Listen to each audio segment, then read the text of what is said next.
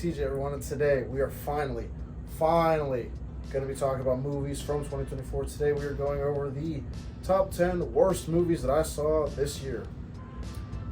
Before getting into it, movie watching is subjective. There might be movies here that you liked. To me personally, I think these are the 10 worst movies I saw this year. I didn't see every movie this year, so there was probably worse. But from the movies that I went out and saw and watched on streaming and all that shit, these are the 10 movies that I think are horrible.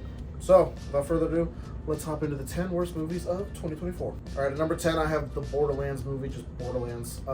This movie, it went through so many rewrites and so many changes from the original pitch of the movie that it ended up being a hosh-posh of all three games in this weird mixed fashion of just horrendousness. It's trying real hard to be like the Suicide Squad, but like it just doesn't have any of the character or depth that we care about with these characters. The casting choices are really weird. I don't know. It wasn't good. The fans didn't like it. The general public really didn't like it. It's not good. It's a bad video game adaptation, and it made me and my friends very angry. Them more so because they're bigger fans than I am. But for me, even as a casual viewer and casual fan of the games, it just felt like a mess, so it's at number 10. Number 9, I have Miller's Girl. This is a movie with Jenna Ortega and Martin Freeman where Martin Freeman is a professor or a teacher or some shit at the school, and Jenna Ortega is a student, and Jenna Ortega is very attracted to the teacher. He's low-key attracted to her because he kisses her at one point, and it just, the whole movie, there's not one character in the movie that you like. I hated almost every person in this movie, and that's probably not the actor's fault, it's just what their characters were told to do, and I hated every second of them. This movie feels like a fan fiction. I hated almost every moment of this movie. It's not good. It pissed me the fuck off. It's at number 9. At number 8, we have Winnie the Pooh, Blood and Honey 2.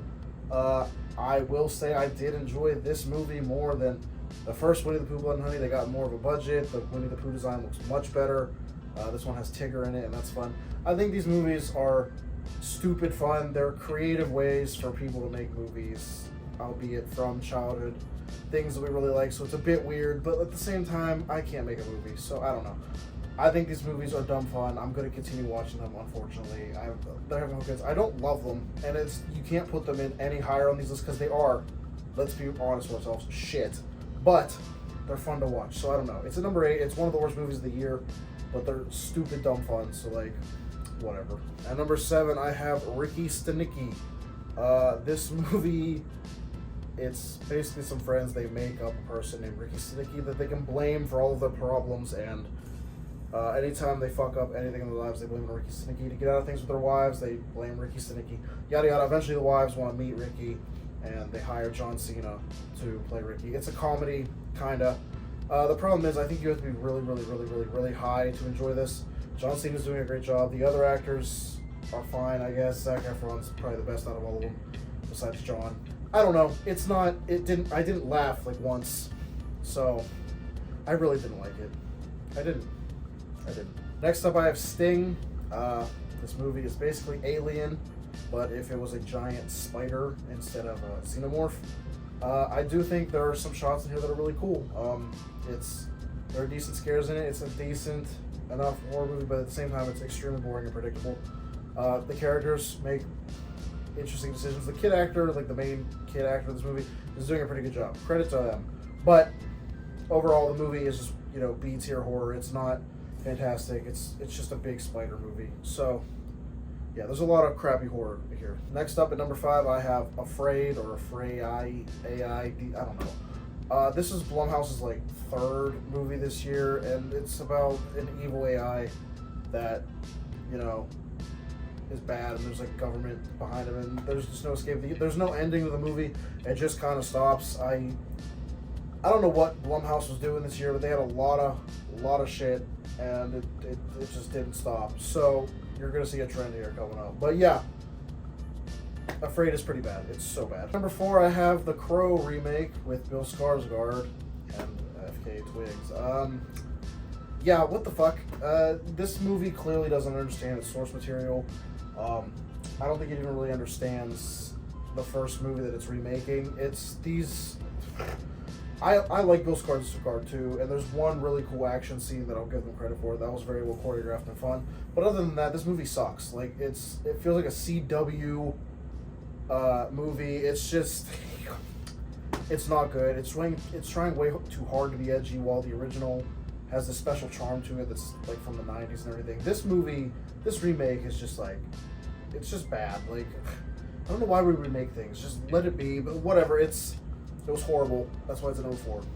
Taking our number 3 spot is Madam Web. This movie has some of the worst plot and ADR I've ever seen in a movie, and that's coming from a big studio like Sony.